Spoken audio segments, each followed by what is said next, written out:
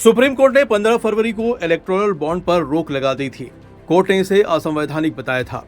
अब खबर आई है कि कोर्ट के इस आदेश के 3 दिन पहले सरकार ने 1-1 करोड़ रुपए के 10,000 इलेक्टोरल बॉन्ड की छपाई को मंजूरी दी थी। ये मंजूरी वित्त मंत्रालय ने SPMCIL यानी कि security printing and meeting corporation of India को दी थी। बता दें कि वित्त मंत्रालय ने 28 फरवरी को SBI को बॉन्ड की छपाई पर तुरंत रोक लगाने के लिए कहा था।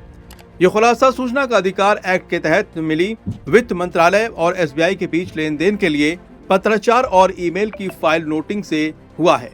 इन रिकॉर्ड से ये भी पता चलता है कि SPMCIL ने 8,350 बॉन्ड की छपाई करके SBI को भेज भी दिए थे। इंडियन एक्सप्रेस की रिपोर्ट के मुताबिक इस योजना की शुरुआत के बाद से कुल 22,217 इलेक्टोरल बॉन्ड भुनाए गए। इनमें से 8,451 करोड़ रुपए बीजेपी ने भुनाए, जबकि कांग्रेस ने 1,950 करोड़ रुपए, TMC ने 1,707.81 करोड़ रुपए और BRS ने 1,407.30 करोड़ रुपए भुनाए। जानकारी के मुताबिक SBI ने एक ट्रेड मेल के जरिए SPMCIL को इलेक्टोरल बॉन्ड की छपाई पर रोक लगाई। इस ट्रेड मेल की हेडिंग थी इलेक्टोरल बॉन्ड की छपाई पर रोक। इलेक्टोरल बॉन्ड योजना 2018 SBI के असिस्टेंट जनरल मैनेजर ने अपने मेल में लिखा, हमने इलेक्टोरल बॉन्ड के सुरक्षा फॉर्म के 4 बॉक्सों के मिलने की पुष्टि की है।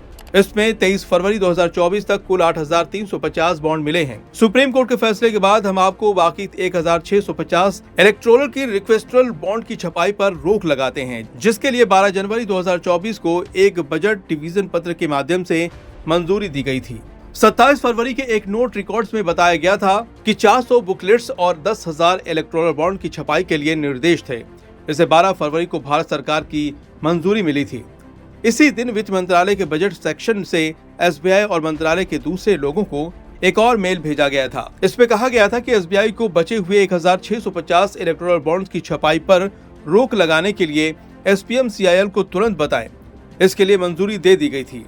बता दें कि सुप्रीम कोर्ट के आदेश के बाद SBI ने 21 मार्च को इलेक्टोरल बॉन्ड के अल्फा न्यूमेरिक कोड्स की जानकारी साझा कर दी थी। इन कोड्स के जरिए ये पता चलता था कि किस कंपनी या व्यक्ति ने इलेक्टोरल बॉन्ड के जरिए किस पार्टी को चंदा दिया।